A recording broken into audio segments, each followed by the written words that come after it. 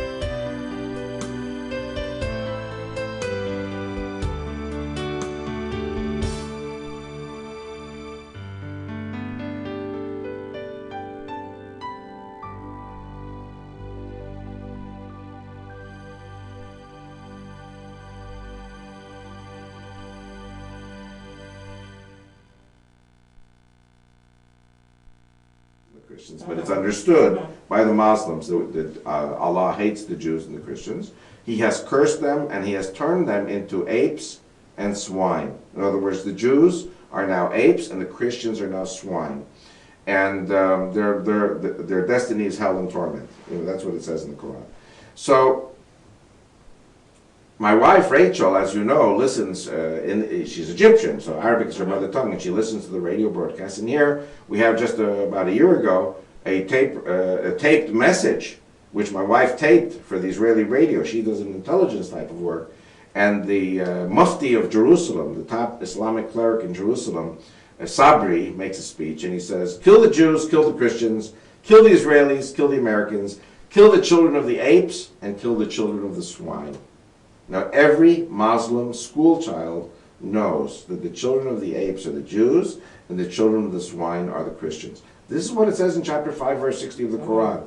And indeed, you know, there is this lie perpetrated by the Muslims that the reason they attacked New York City on 9/11 was because of American support for Israel. But the simple fact is that this business of killing the Jews and the Christians goes back 1,400 years. And it goes back to the Quran where it says, kill the children of the apes and kill the children of the swine. So it has nothing to do with the state of Israel that's only been around 56 years, or the United States that's been around for 400 years. This is a war that has been going on for a very long time. Then there's another teaching. There are many teachings in the Quran. We don't have time for that because, like I said, I'm watching the clock as we're talking. The Hadith is another form of teaching in the Islamic religion, which is pretty much similar to the Midrash in style. The Midrash of the Jews is a collection of fables and sayings related to the rabbi. So the Hadith is a collection of sayings and fables related to the